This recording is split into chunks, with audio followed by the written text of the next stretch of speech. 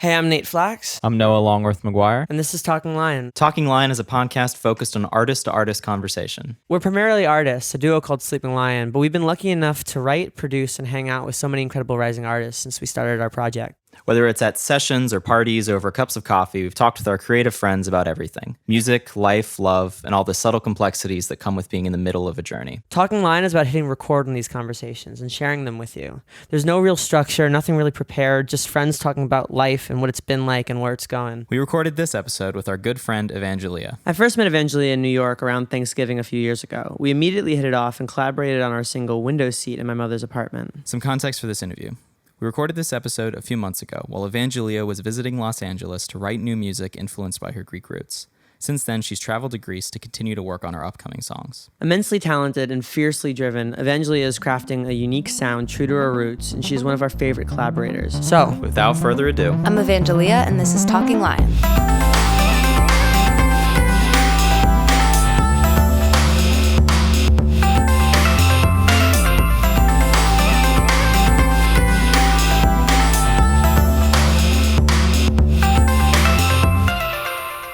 all right, so we got Evangelia here. How are you? I'm well. How are you? I'm good. We just saw Noah go to town on an apple. Yep. Just devour an apple. Was it good? it was great. It was, yeah, I'm ready to sounded go. crispy. It was pretty crispy, not too crispy. You're visiting. You're visiting LA. I am. From the great land of New York / / New Jersey. less great New Jersey. But Listen, I'm proud. hey, you okay? can be proud from New Jersey. You can still be wrong about it. You know? Oh, shit. For all you New Jersey fans out there, I'm sorry, but Listen, we gave you Bruce. We gave you Frank Sinatra. yeah, We gave you New York gave you John Bon everything else. Jovi. Queen Latifah. Queen Latifah's from Jersey. Yeah. All right, that's fair. I All right, New think. Jersey, you win this one. You win this one. Pretty sure. Discount New York? I don't know. That's mean No, to say. listen, I'm Yeah. for New York. I live in Jersey City now, which is basically another borough of New York. And I love the East Coast. But I also am loving LA too. I've been coming here a lot. I feel like anybody who makes recently. music like has to have like a love for LA because Yeah. there's so much happening here. Yeah. Like There's no reluctant, denying like it. There's no denying it. So did you grow up in New Jersey? I did. I was born and raised in Central Jersey in a town called Bridgewater. What did that look like? Like what was because New Jersey looks different depending on how It was suburban. I had a big backyard, which was really nice. I grew up playing soccer in my backyard a lot, and yeah, not busy streets. Like I was really, really fortunate to grow up with a yard because I was out there all the time. Like quintessential suburban. and you were there pretty neighborhood. much like throughout your whole Yeah, childhood and born and raised there, but I did grow up going back and forth to Greece because my father's a Greek immigrant. So from Crete. from Crete, from the island of Crete, and so I grew up actually going there a lot and spending like the full summer. Like often I would leave before the last day of school and come back after the first day of school, like just do school Do you like remember that. the first time you went to Greece? Like what that experience was like for you? Well, I was a month old. And So not then, quite. No, I don't really remember. And I did get baptized in a monastery on a very high mountain Nice. of Crete, and I was pissed off about it because I've seen the videos. I was like screaming, and you know, I don't know if you've seen like Greek Orthodox baptisms, but they like dunk the babies into these like I've never Google like searched tubs? Greek Orthodox baptism. I'm gonna have to show you guys after this. But like you go into this tub and then I just like stuck my legs out like so stiff so that they couldn't put me in like the tub because I was really upset about what was happening to me. I mean, justifiably I so. think it's justifiable. I feel like wait, so baptism is But- in my token Jew of the Oh yeah, podcast. yeah. Baptizing is you like dunk a baby. Yeah, you dunk a baby. You dunk a baby in some holy water, Yeah. and then they are part of the church. No, then great, you're yeah. free of sin or something. Yeah. Are you free of sin? Something like that. Except for your I'm not foot. very Do you religious. have like the Achilles, like all your sin is in your Yeah, ankle? everything's in my ankle, my Yeah. Achilles. But yeah, so I was baptized in a monastery, so that's kind of like being born in Greece, but not Yeah. really. Yeah. in the eyes of the church, right? In the eyes of the church, I'm Yeah. Greek. Do you remember when you first went? Like I guess by Yeah, the time when like, I was actually like able Yeah. to. Yeah, no, I have such fond memories of going to Greece, and basically my parents would leave me with my dad's sister and my grandma, and I would just I like lived on a farm. I made friends in Greece. I spent time with my family. And I'm really grateful to both my parents because I was really important to them. Also, it's like the best kind of camp and daycare. Like if you're going to spend, camp is so expensive, right? Or like, both my parents worked. So what better than to give us like pay for our plane tickets and we live with family in this other country. Your like grandmother lived there and every... Yeah, my entire dad's side of the family is there. So I literally grew up on a farm. Like my grandma had sheep, goats, chickens. We had we still have the farm. My grandmother's no longer with us, but we had olive groves, vineyards. So we cultivate our own olive oil, our own wine. Wow. So I really grew up around that, like the simple life and learning to entertain myself on a farm. Like, you know what I mean? Like I literally grew up playing with goats. Well, that's like such a contrast from like New York. I mean, New York is like, it's not like there's a lot of farms in the city, Yeah, no, totally. It's like, other than like the subway. I literally grew up living on, it's true. I grew up living like a double life and I feel so blessed and fortunate for that. My mom's not Greek, but she married into the culture. She's Italian. How did American, they meet? Jersey girl. They met at Rutgers, and then my dad went back to Greece to fulfill his army duties. It's a requirement for males to be in the army. And then when he came back to the States, my mom was living in Astoria, Queens, which is like Greek town. Like you want good Greek food in New York City, go to Astoria. All the Greek people are there, and so my dad hit her up and they hung out and then had 2 weddings. They had one in the States and one on the farm in Greece. That's awesome. Nice. Yeah, so that was really cool. But my mom learned Greek too. She learned the dances. So it was nice. Like it was a joint effort for both my parents to be connected to Greece. And like Greek was my first language. I didn't really speak English until like preschool. Do you think in Greek? Not anymore. I definitely did as a baby because I literally didn't speak English for like the first 3 years of my life. But now, because I spend most of my time here, I think in English. But I can switch to Greek really easily. What you've seen, it's crazy. It's like you don't expect it, and then all of a sudden. But no, you're saying like occasionally you dream in like Italian. Yeah, I have definitely dreamt in Italian. I feel like that's like one of those milestones in learning a language, like when you're able to like dream in a language. Yeah, I've definitely reverted to speaking Greek when being severely intoxicated. That's also a thing that I know. Once or twice in college. That happened. Well, yeah. Again, like I'm just speaking Greek, and they're like, "What?" And I'm like, "Why don't you understand?" Yeah, exactly. This is so fascinating. I don't speak any other language, so it's so fascinating that you guys have that other side and the other like cultural place too. Yeah. But and it's also just so beautiful that you would go to Greece so regularly. It's become so much a part of what you've been doing recently. Yeah. Bringing in Greek instruments. What clicked there? Like when did you decide that, all right, this is what's gonna happen? Yeah. So it'd been in my mind for all thinking like, these Greek instruments could sound really cool and unique, like in some beat somehow, and then it would just be really cool to incorporate it. So it was just kind of started at this idea.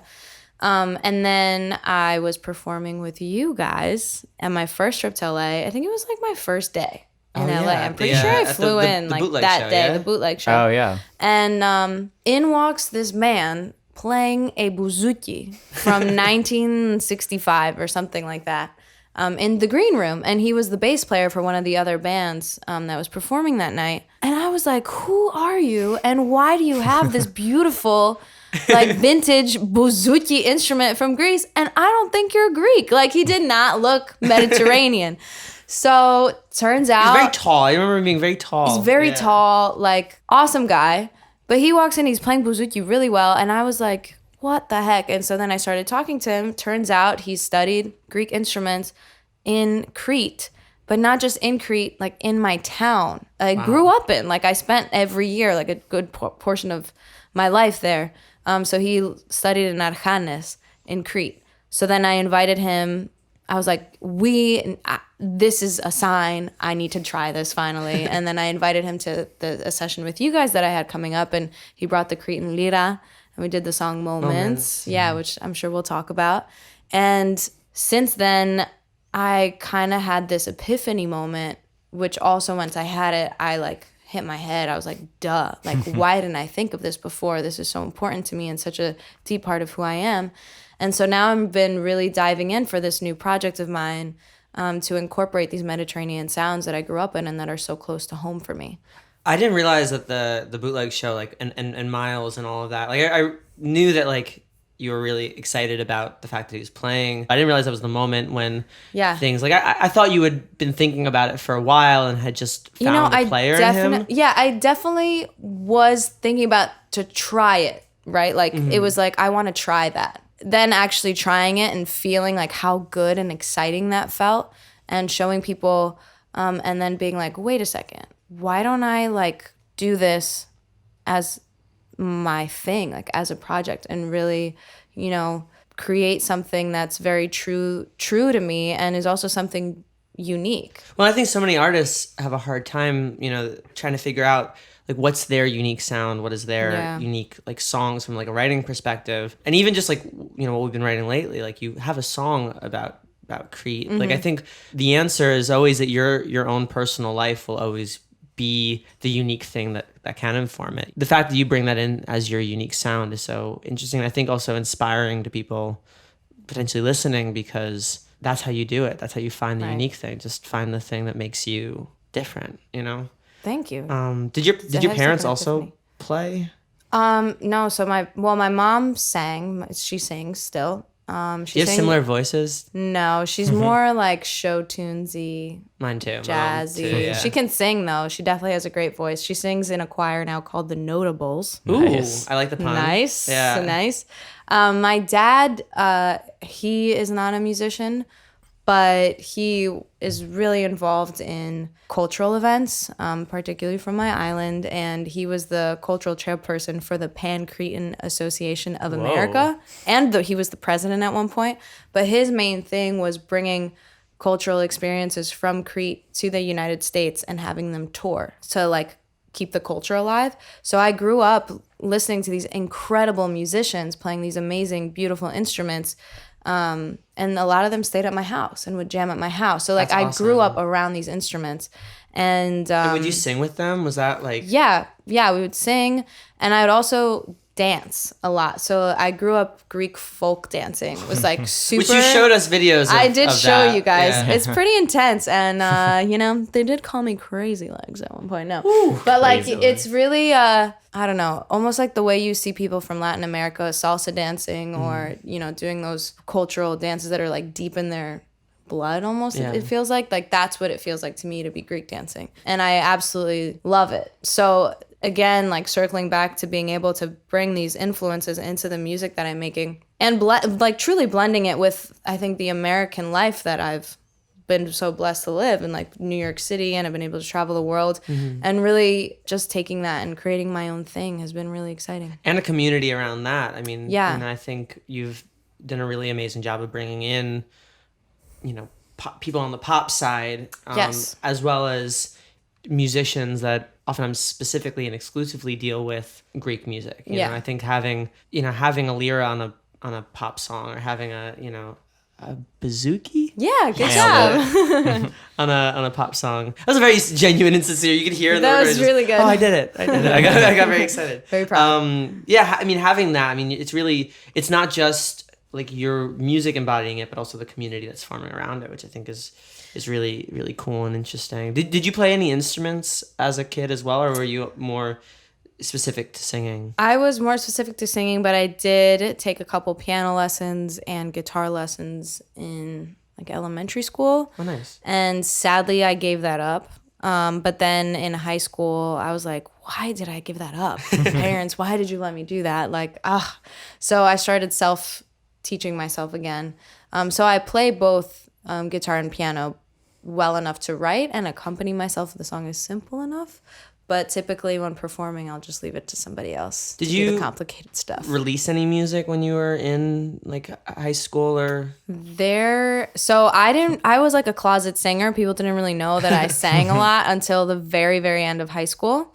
When I met my friend Emma Carroll, I call her my musical mom. I sang at we were at a bonfire and she pulled out a guitar because she started playing guitar and I sang along and she was like, girl, you can sing. I was like, Yeah, thanks. And because I always dreamt of it. Like, it was always deep down. I found something that I wrote in 3rd grade. It was like, what do you want to be when you grow up? And I wrote a famous singer. And I don't remember that. I don't remember, like, you know what I mean? But I was like, wow, this has been deep in there, this though. is deep. Like, this has been a thing. And basically we started this girl band and we called it Jared's Coastline. And Jared's Coastline? Jared's Coastline, and it was after our friend Jared, and then we liked the word coastline, so That's cool. That sounds like a punk band or like like an indie band. Yeah, we were super indie and Jared's also Coastline. Yellow Card, like pretty badass. We wrote our own songs. What was the first song you wrote called? It was called Untitled because we couldn't think of a title. Edgy. Yeah, so edgy. But we auditioned for Battle of the Bands, and we didn't get in because it was my first time performing. They all sounded great, but I sang so out of key. Like, I don't know, I got nervous and I just didn't sing it right. And I was so upset. I remember I like cried in the hallway because I was like, it's just because of me now that we're not getting in. And we didn't get in the show.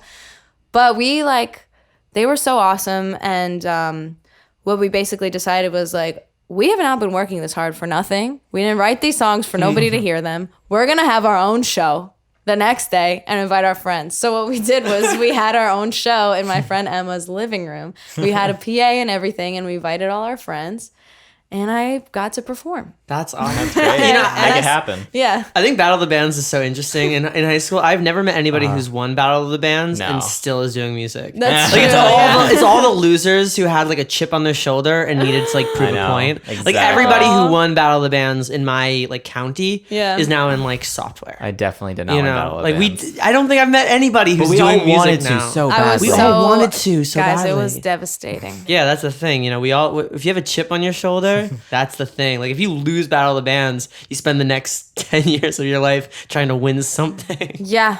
I'll just think about it as like American Idol. Most people that don't win do better. Right.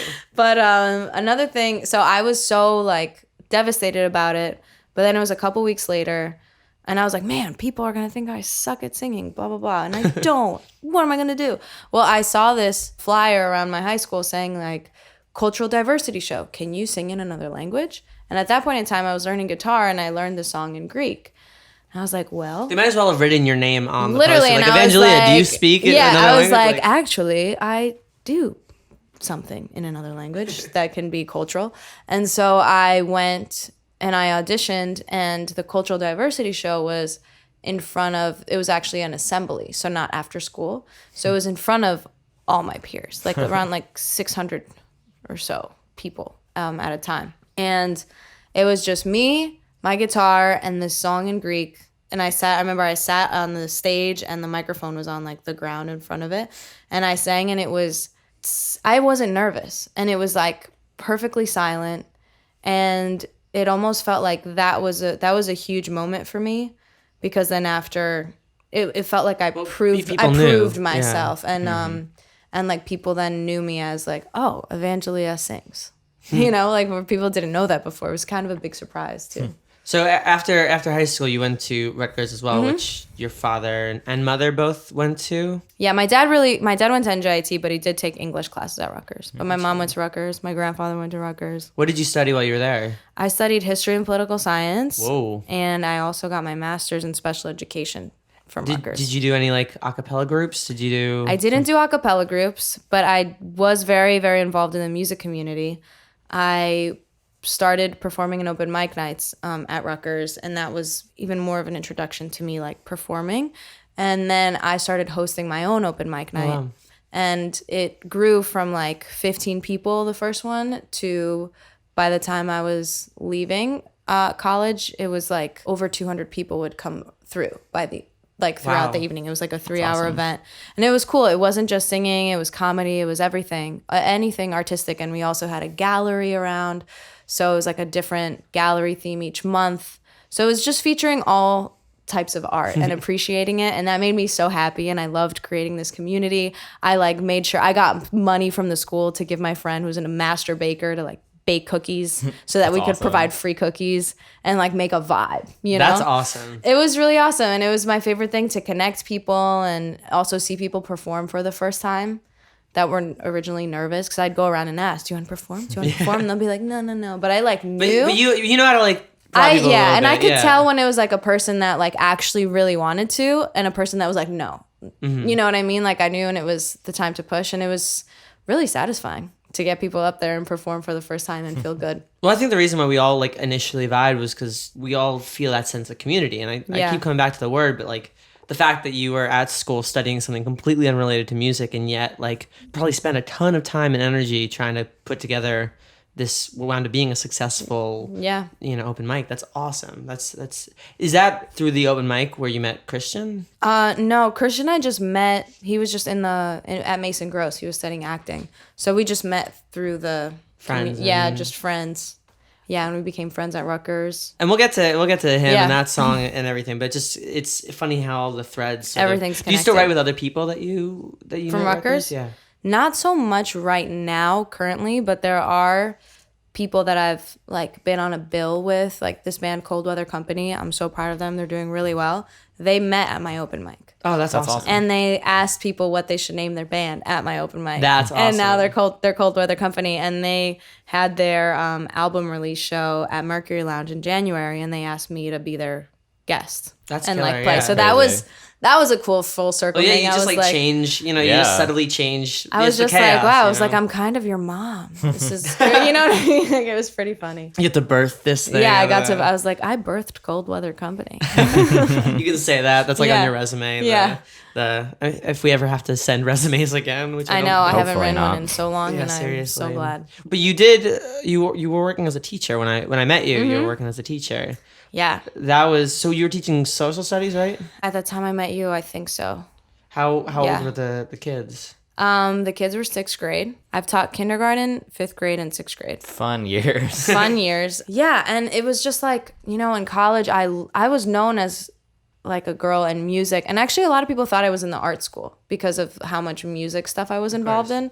But I was like, no, guys, I'm not. It was also coming from like a household, like immigrant household. They want you to, or like really any household, they want you to follow like a path that has an actual, guarantee of making a living. And even there were some interviews that can be found online somewhere from Rutgers when I got interviewed about the open mic. They're like, oh, do you see yourself pursuing music professionally? Like, you're having success here. And I was like, no, I just see it as a hobby. But it was like I was lying to myself. Right. I really was. Like I truly have always felt this like desire to truly go for it. But yeah, so I was teaching full time, and then something just kind of clicked. And I, pictured myself as an old lady one day, looking back on my life and thinking, would I be satisfied if I didn't actually give music a real chance? And the answer was 100% no. Mm-hmm. And so I met my manager, Mark Conklin, at that time, and he basically saw the potential in me and was like, if you really want to do this, you can do this, and I'll manage you. And I was like, holy bleep, like you can curse somebody, holy shit. Yeah, I already cursed before I realized, holy shit.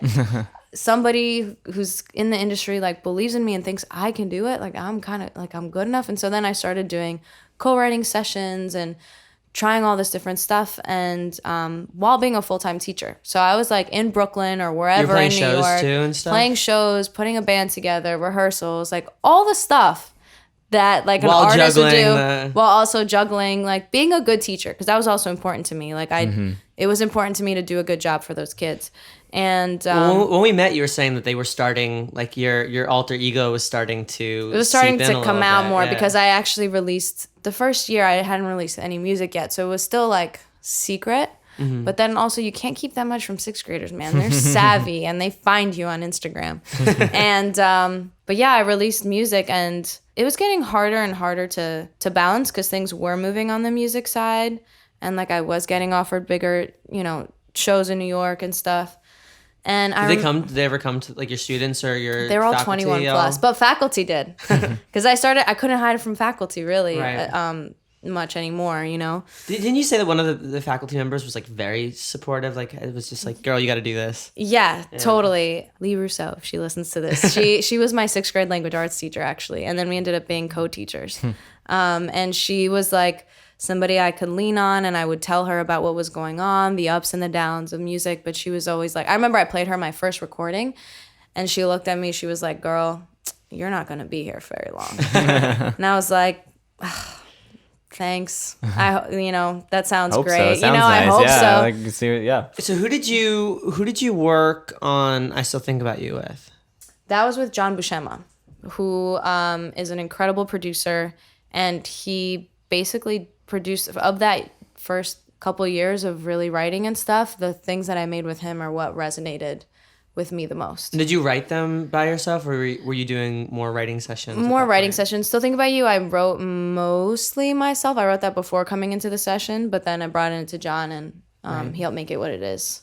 It's just crazy. It's crazy that like I'm here at a podcast on a Monday afternoon. We were talking and about I just had like margaritas. a margarita. And like last year I was in a classroom teaching, and it's just nuts. Like I remember sitting in my classroom last year, and again, like I really enjoyed teaching, and I loved the connections I made with the students, but there was this desire in me and this like longing to really be able to give music a chance.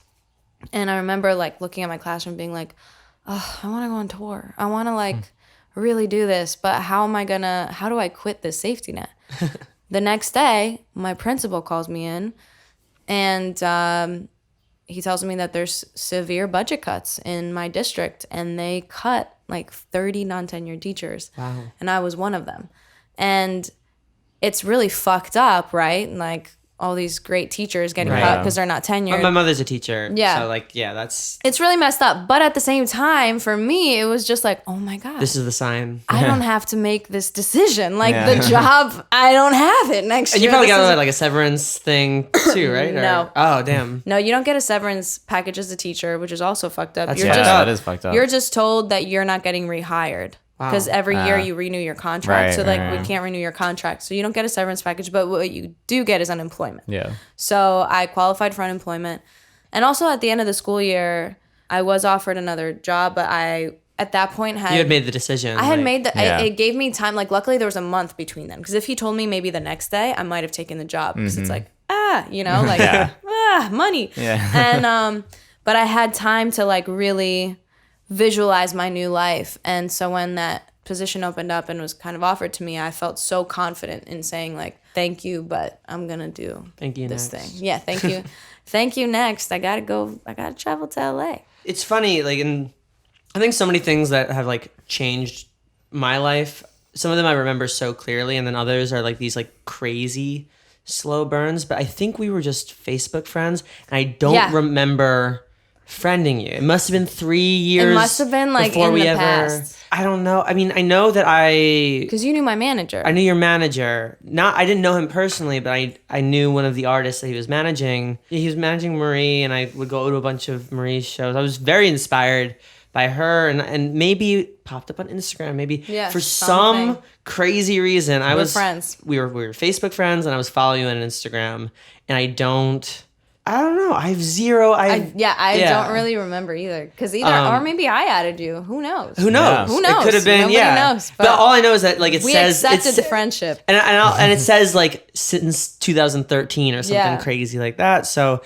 and it just happened that I Still Think About You came out while I was in New York. Like I was visiting my mom in New York for the holidays, like Thanksgiving and Hanukkah and stuff. And so I remember just sitting on the couch, like going through Instagram, whatever, and I heard like a preview of I Still Think About You. But I could even be making that up. Like maybe I heard it on Discover Weekly or something. I don't know. All I know is I heard the song. I'm like, oh shit, this is actually real good. This is real good. I remember the art too is really cool because you're in the forest with like that the yellow dress and everything. Yeah, I was like, this is real cool.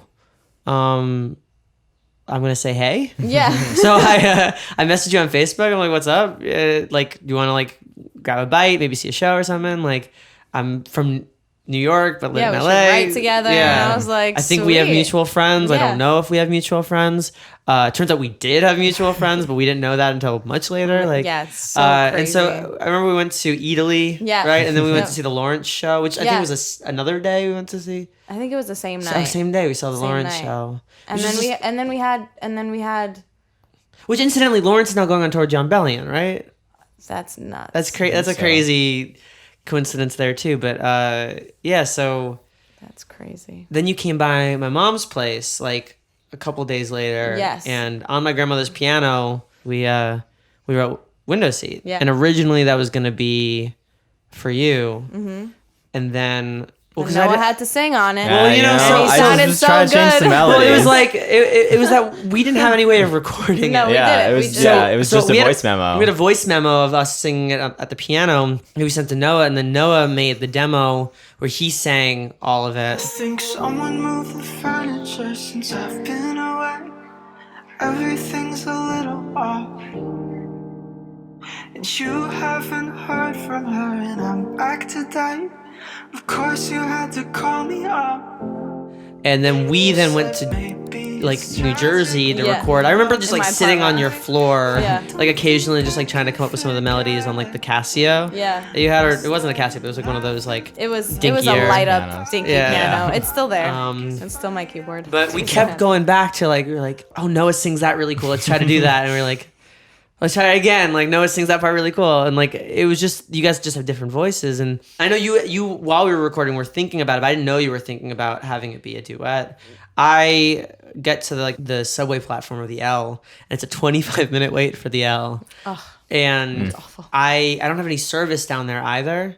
So all I can listen to is the recording that's on my phone that like I bounced to myself. And then I started thinking, I'm like, and it's not even the recording we did, it was like Noah's recording. And I'm like, you're right, he does sing that really cool. And I'm like, what if the second verse was like a duet? And I started rewriting. Know that I need it, I told you to leave it. so why are we still on the phone?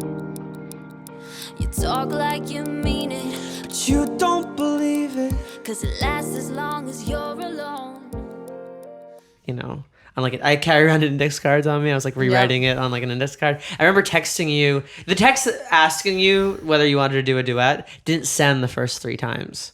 Because I was on the subway platform. I was so excited. I wanted to like text you. I left the subway platform. Like I didn't go past the turnstile, but I Right, left you the climb up the platform. stairs so you I went can up the send a text. stairs. I've done that I called. multiple I wound times. up calling you. I was like, Yeah. would you be up for it being a duet? You're like, oh yeah, duh. Like that's super cool. Yeah. And then the idea of this sort of back and forth. And we've talked about this before, like both on Billboard and with Isotope and stuff. But the song just like came together over the course of months over various states. Like we weren't all Yeah. together. You hadn't even met Noah at that point. I didn't meet right? Noah Until until we I came recorded to vocals. Boston for like 5 hours Yeah. to like record my vocals and then got on a bus. Which we realized in the months leading that you were also friends with Miette. So Yeah, Like- which was also crazy. Just the connections. I'm speechless. About yeah, it's all this it's stuff all sometimes. super. Well, yeah, when you came by to Boston, Miette was there. Like, we wound up all sort of hanging in the studio, recording vocals for it. But then it was just one of those things that kind of fed back into itself because the song we had changed it a couple times. I think Bozzy's record came out, and because every song was like 2 minutes and 30 seconds, we decided to cut the last chorus, which is why it ends on the Yeah. sort of frayed ending. Back. Why are we still on the phone? And then also, right when you guys came to New York, I played an acoustic show, And there was the trumpet player. and I had a trumpet player.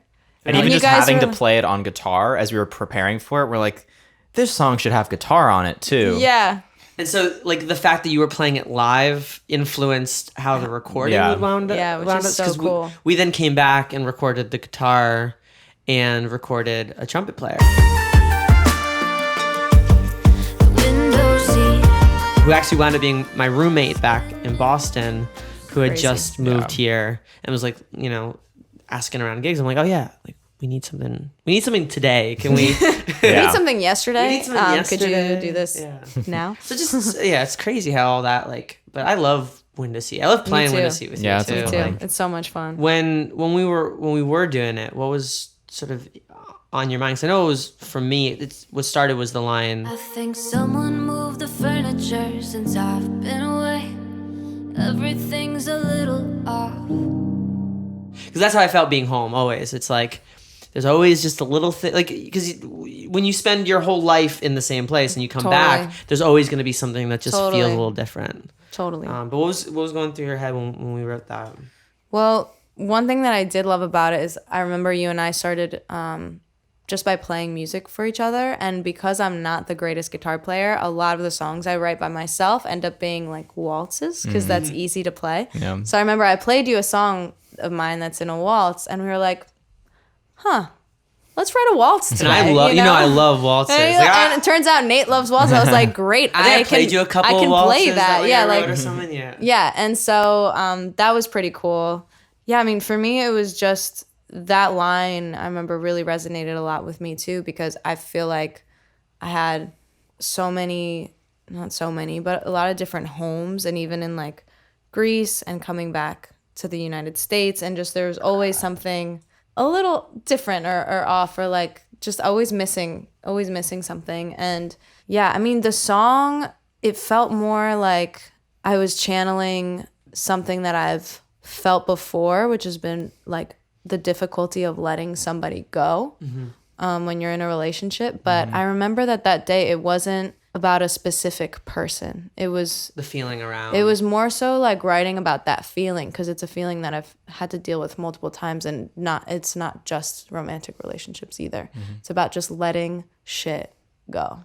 I think the line that gets the most under my skin from the song is, I started laughing as I thought about it, but I don't think it's funny yet. Yeah, that one is crazy. Because I think about all the things, like we say we're over certain things, and we say so much, like we say so much, and we believe it too. Yeah, it's like we know we are gonna be over something, so we say we're over it now, and then you like laugh about it, but you're like, yeah, you're like, I'm still in this. This is still not funny. I make jokes about things that still very legitimately hurt me. Like, me too. That if you flipped it, if you like changed a couple words in the joke, or if somebody said it back to me, would genuinely, I might start crying. And that's the thing. It's like I think laughter. I love talking about laughter in music, especially. Like I wound up writing a lot of lines that like involve some irony. Yeah, because it doesn't stop it too. Because I think laughter is this way that like we deal with the fact that we deal with laughter when we're happy, but also when we're uncomfortable, and also when like irony exists, like when two things are incongruous. Like laughing is such a way that we blanket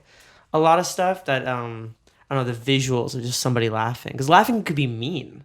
Laughing can be. But laughing could also be the sweetest thing you do with somebody. Like, you could like somebody's laugh, or you could, it's just, but I remember when we wrote that line, I remember both, I think there's even a video of us when we wrote the line going like, oh. Whoa. Yeah. Whoa. I've definitely felt that with that line. But yeah, and what's crazy is that like, that was between the three of us 4 songs ago. We've written 4 songs or 5 songs since then. Yeah. We did write another waltz. We did. In Moments. Yes. I don't know. There's something about that waltz, guys. You wrote down on the index card that your favorite line of a song that you've written is from Moments. Yes. What's the line? The line is, "We'll only have moments when we're done." We'll only have moments when we're done. And what does that mean for you? So to me, it really means to truly seize the day and every moment, because we'll only have moments when we're done. Like when you're looking back on your life, it's all just these like little images of moments and these feelings that you had. So why not make the best of every single one you have? And appreciate them when you're in them. And appreciate them, yeah. Like I think it's really truly that, like, appreciate and live in the moment, because that's all you have. All you have is this moment right now. I think what's really cool, especially about when we write together, is that you have almost like a relationship with your life. Like you have this sort of give and take and this like view, because for me that line is a reminder to me to not like overthink with the people I'm with. For me it's like I've ruined so many moments with people who have meant a lot to me by worrying about where it's going, or like worrying about like. But what I like about the song that we have together, which I don't think will be out by the time this comes out, but stay tuned. I'll tease it. I'll probably already teased it. Yeah. But the thing is that like it can be interpreted in a number of ways. Totally. And it does have this feeling of like resignation, that like an awareness of an end, without that awareness ruining the thing. Exactly. That like, like just because something is going to end doesn't mean it's not worth it. It's so easy to let the negative voices in your head win. Yeah. And that's something I struggle with every day. Yeah. But I've gotten better and better with that. But there are times when like it'll get the best of me, and I'm just like, wait a second. Well, that's the pro and con of having a vision too, is that like the vision could both inspire and overwhelm you. Like some days it's like, yeah, damn right, this thing's going to happen. And then sometimes it's like, oh, it's never gonna happen, and I have this vision that just will fade. You're like, yeah, the life of an artist, right? One day you're like, oh, this is all great, and then you're like, this is terrible, and then this is great. But I think it's what I'm trying to work on in myself is just to like, again, and what this song to me means, to really appreciate every moment and like enjoy the process. And the process in music, the process in relationships, the process in just being a human being and like being a part of a family or whatever that is, the process of life. I remember, so I had to leave towards the end of that session as Miles, the lyra player that we mentioned earlier, came by. So when Noah sent the demo, was like the first, like I didn't hear it being built. I just heard when it was done. Yeah. I didn't realize that was the first time you had the Greek instruments. Yeah, so that was so important to me. It was just like, wow, this little idea that I had sounds beautiful. Yeah. And to me, it just like, I think the fact that it is a lira and not just a violin or anything, it just adds so much more depth to it. And maybe it's just me, but like, I think it was a big moment. Well, there's just like there's like a yearning to it. Like, yeah, I don't know. It's like a thicker sound. Like, I don't know. It's just really special and unique. It's not as square as like a violin. It's got a lot more like character. It really to pulls at you. It does feel like a fiddle, but like with like a little bit more of like a darker edge to it. Yeah, and, like a grit like to it. It's like velvet. Yeah, also. And when it layers it's like too, velvet. it's just like. I'll cut in like a little bit of it, right? Yeah, while we're talking about it. Here's some of the demo, yeah. Just the thing by itself, the lyra. Yeah, just So cool. Here's the lyra here.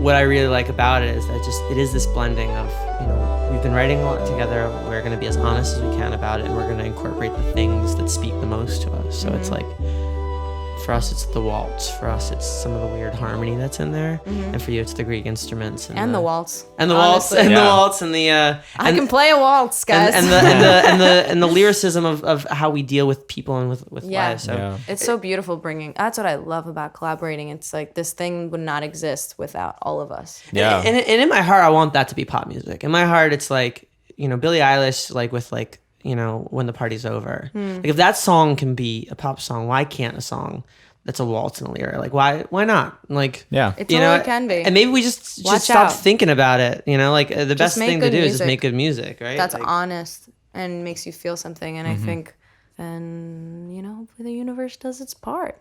Because we'll only have moments when we're done. We'll only have moments when we're done. So the song before Windowseat was the song you did with Christian. Christian Navarro. Yeah, from 13 Reasons Why. Do you remember when he got the show? Like, did you guys? Yeah, it was. I remember him saying he got the show, and that Selena Gomez was executive producing it, and I was like, wow, cool. Like, but I didn't know. He couldn't talk too much about it, and even then when he was posting about it, kind of coming up, like I was like, oh yeah, this is cool, but I didn't realize what a huge phenomenon it would be. And it was really cool. Had you ever read the book? Did you? No, I had never read the book. So my first introduction to it really was through him and then watching the first season. And basically, Hello Again came out of Christian and I catching up together after he had filmed season 1. And he was getting ready to film season 2. And he was telling me all this research he had to do about Tony, the character he was playing, to fully portray him well on screen. And at the time I didn't realize actors had to do all this background work to prepare for a role. He was like talking about all these events, so many events happened off screen between the scripts of season 1 and season 2 that he had to like internalize and like study live in it and live in a little bit to be able to do Tony justice in season 2. And I was like, wow, I just never thought about it because I never really did acting. Now that I'm in an acting class, I've learned about how much hard work really goes into it. And I really have gained such, I always respected actors, but now even more so, respecting the craft. But anyway, so he was telling me about that. And I was like, why don't we do a character study and let's just like have fun and write a song from Tony's perspective. He was like, cool. And I was like, yeah, I'll send you a voice memo. You can like listen to it to get ready for filming season 2, you know, the different episodes. And so we ended up writing this song and I made a voice memo of it. And I sent it to him and he loved it. And he showed a few people and they loved it.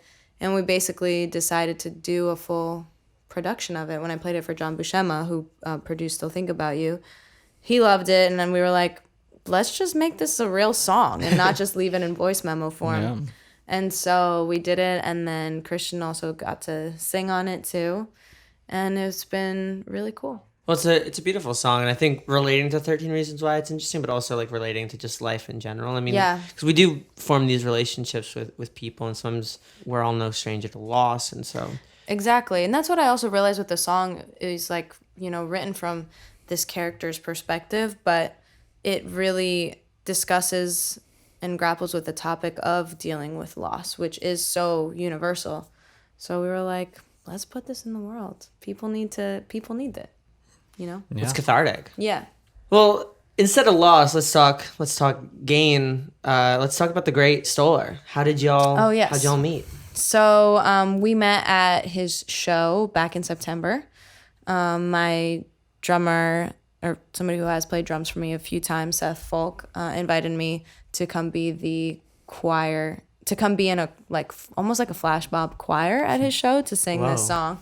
Yeah, so I met him that night and we then started writing together. And over time, I then introduced him to you guys when I was out here in LA, and he and I in discussing, and we had written some songs prior, and then I also showed him the song with Elira on it. We kind of came up with the idea together to like really go in and experiment with incorporating Greek instruments.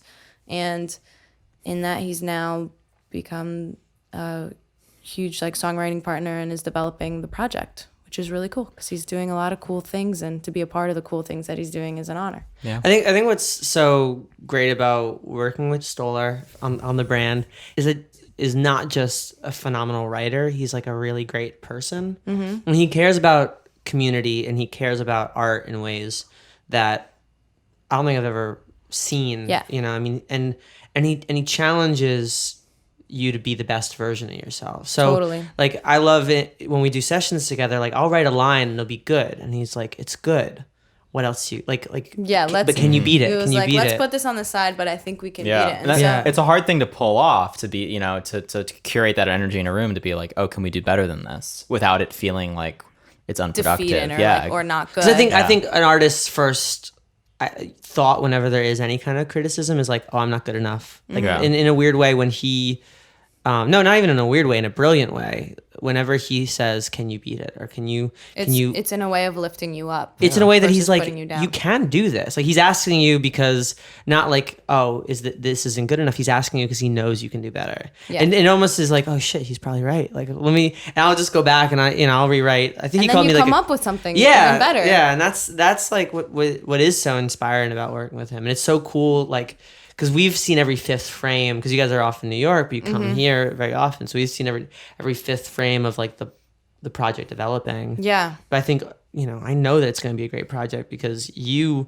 don't settle for anything less than incredible work. And he will always push everyone who's around to bring the best that they can. Yeah. Know? I'm very, very fortunate to have him on the team, and I couldn't be more excited about the music. And you do a lot of traveling too now. I mean, now that I'm not a teacher. Now that you're not a teacher, I remember when we all like right when you told us that you were quitting. Yeah. Or not that you were.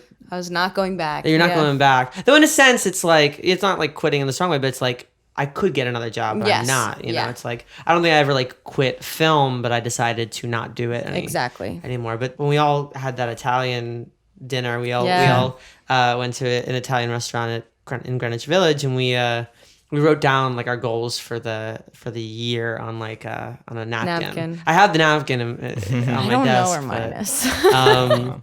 But I remember some of the things. But one of them was I remember traveling more. Mm-hmm. And so now you're traveling more. I mean, where have you been this year alone, or like in the last? So in the last like, I go by school years, guys. In the last school year, academic. I've been to Africa. I went to Kenya, which was really, really cool. Well, I went to Korea, but that was last school year, which is kind of funny. So I've always been, anytime I could find a way to squeeze in a trip, I would do it. And this kind of segues well, I guess, into the latest single that I released. During my spring break and my last year of teaching, I went to South Korea. I went to Seoul to meet up my friends, Moon Culture Films, who did the Still Think About You music video that you saw. And they were working out there with some K-pop artists. And as soon as they heard the demo of Always on Mine, because they're in the family of people I send demos to, right? And I always just like send the song with nothing. So it's just like they're good people I can count on for an honest reaction. But they absolutely loved the song, and they were like, "You're not letting anybody else do this music video but us." They got dibs. So I was like, "All right, sick. I love you guys." So that works out.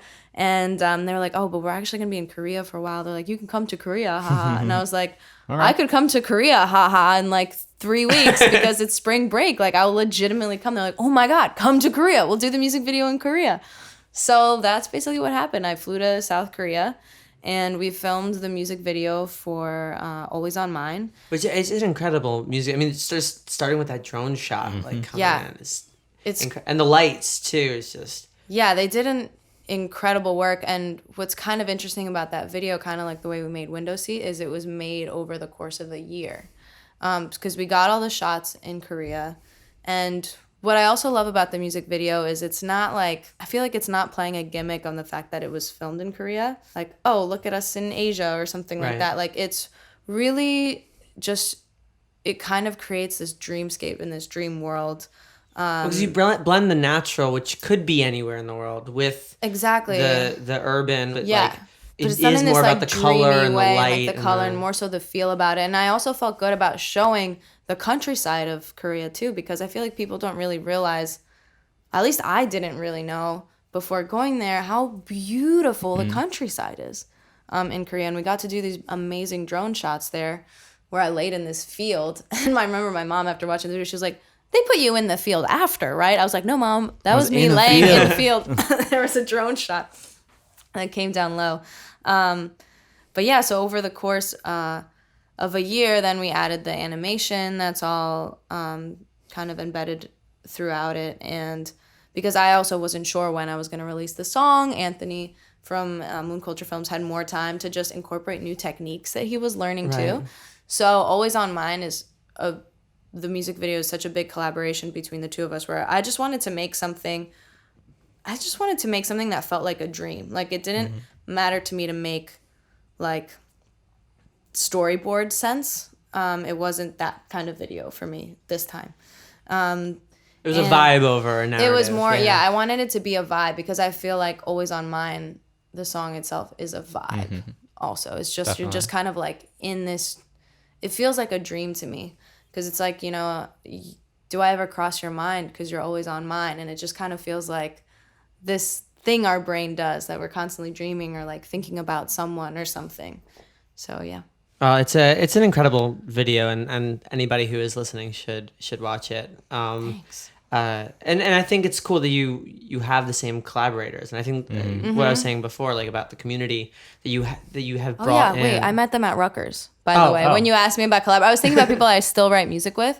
I met them at Rutgers, and also Hello Again. I forgot to mention, I co-wrote that. So I started it with Christian, and we wrote the first verse into the chorus, and then I had a session with Adam Bradford, who I went to Rutgers with, and he played guitar for me. And at the time, and we also did songwriting sessions, and he helped me finish the second verse. That's awesome. It's been really cool still staying connected to the people I met in college, and helping each other.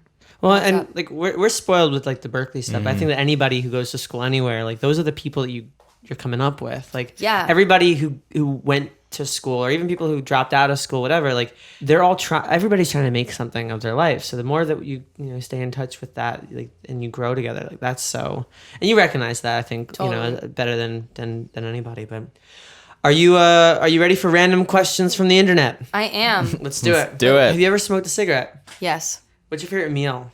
Greek food. All of it. Minus the lamb. Specific? Pasticcio. It's ground meat and pasta, and it's all mixed together with a bechamel cream on top, and you bake it in the oven. Oh, I'm so hungry now. Sounds amazing. Yeah, it's incredible. What's your favorite piece of jewelry? Wow.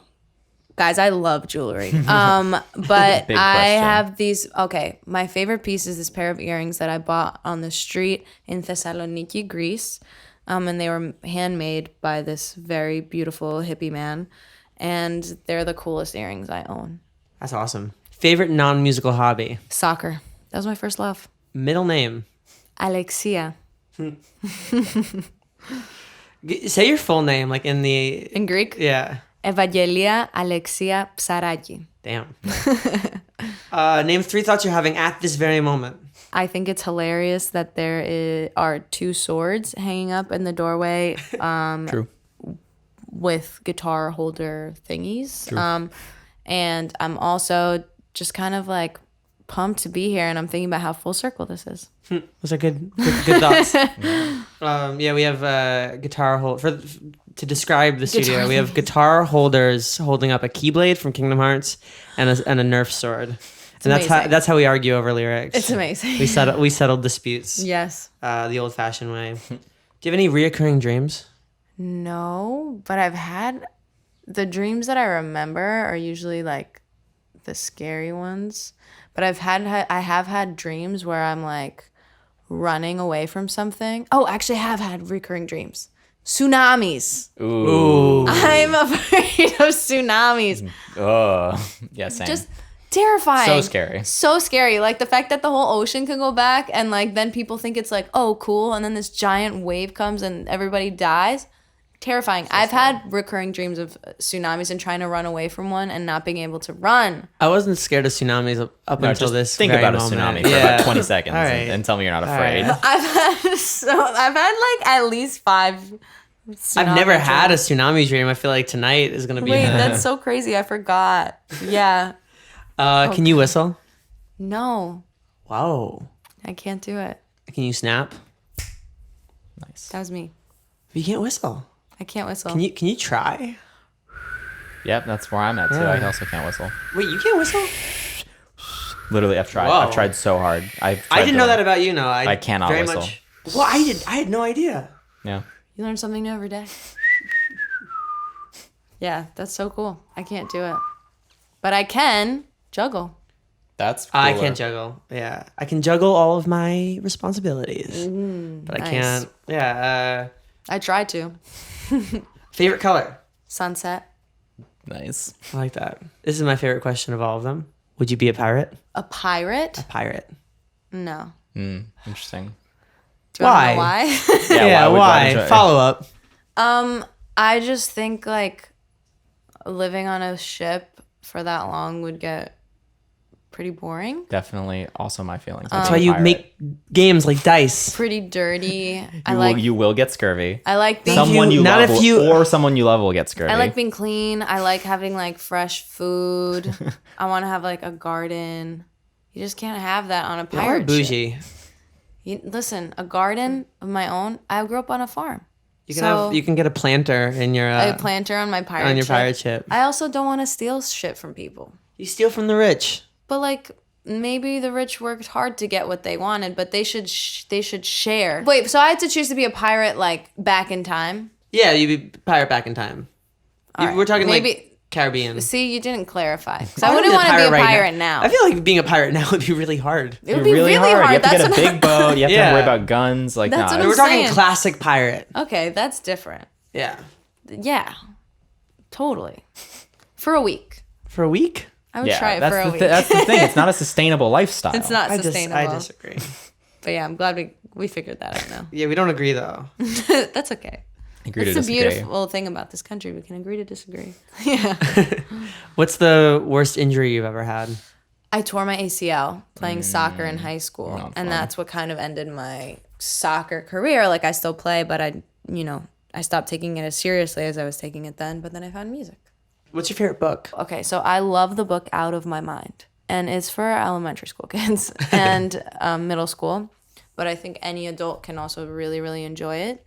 It's a story about this girl who can't speak. She's physically unable to, and she's in a wheelchair, and people assume that she's like incapable of like understanding and high functioning and having high functioning intelligence, but inside she's actually so smart. She's like one of the smartest humans, and she's at this school, and the book is written from her perspective, and you kind of travel back in time, but the book's written because she finally got this machine that gives her words that she can like kind of type in with her fingers. Oh. And she tells you her story, and she ends up being, actually I guess I shouldn't tell you, but it's just spoilers. Yeah, I'm not gonna spoil it, but it was just really an incredible book that's a reminder to treat everybody with respect and not make assumptions or judge anything by the outward appearance. That's nice. What is your favorite movie? Well, I watched Pearl Harbor so many times. I do like Pearl Harbor a lot. I love historical fiction.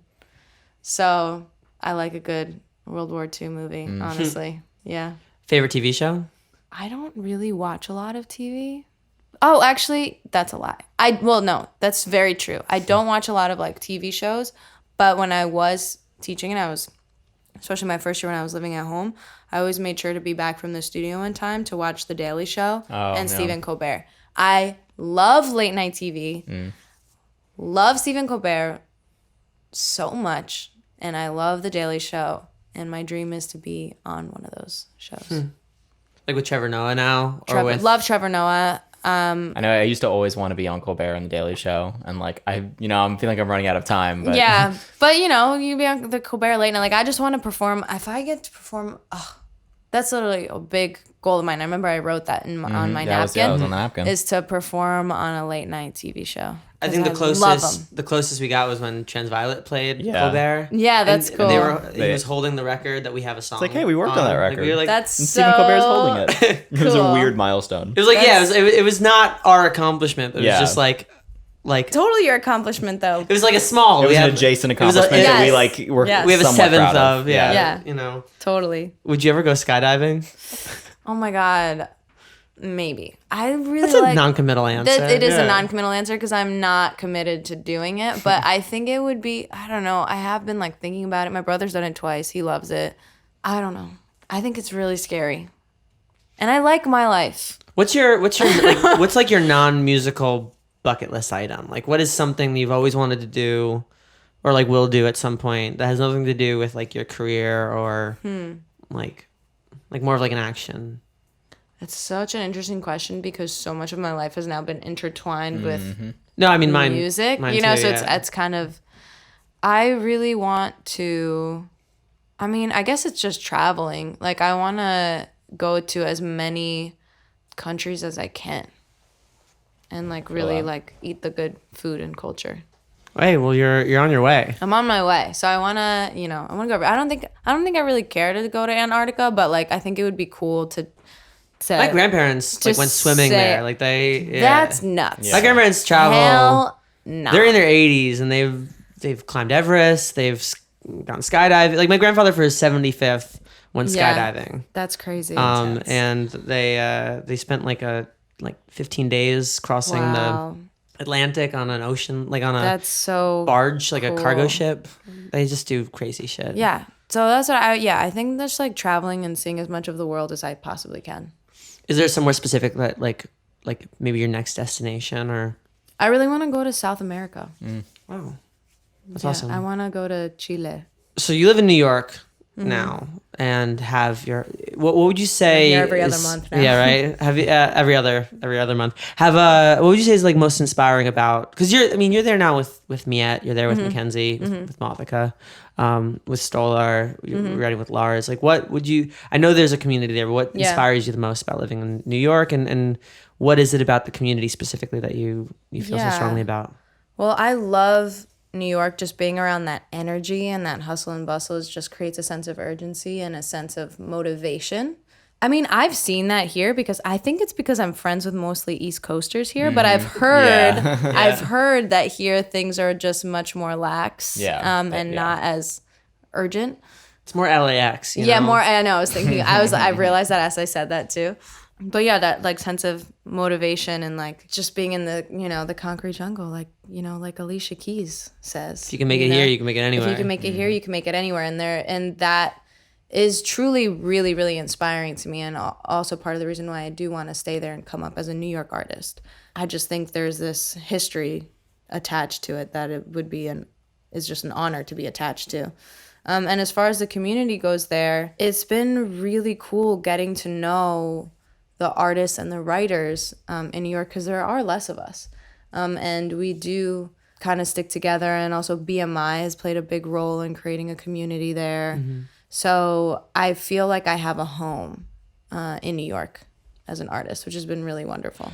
I think what I love about New York is that it still very much feels like home for me. Yeah. But it feels like a home that I had to leave. So whenever I come back, it's like so nice. And I love all the people who are there, though a lot of them are coming out here or come out here. I know, so everybody's often, leaving. Everybody's leaving New York. But I always say that like New York's like the negligent relationship I had to get out of. Yeah. You know, like New York didn't care about me when I was there. Yeah. And I wanted to like ask me to come back, you know, or I want to like come back because I've grown as a person and we reconcile. You also can be there. Stuff. You don't even need to be here anymore, or I can, I can visit whenever, you know. Yeah. And family's there, and friends who have become family family's are there too. You know.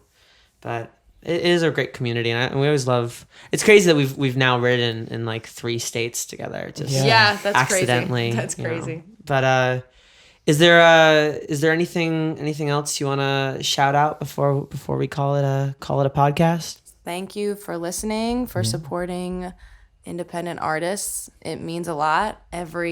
Literally every little interaction helps us, and we're super grateful for it. And I just hope that my music will resonate in your heart. Well, thanks for being here. Thanks for having me. Windowseat, just sitting in the window seat.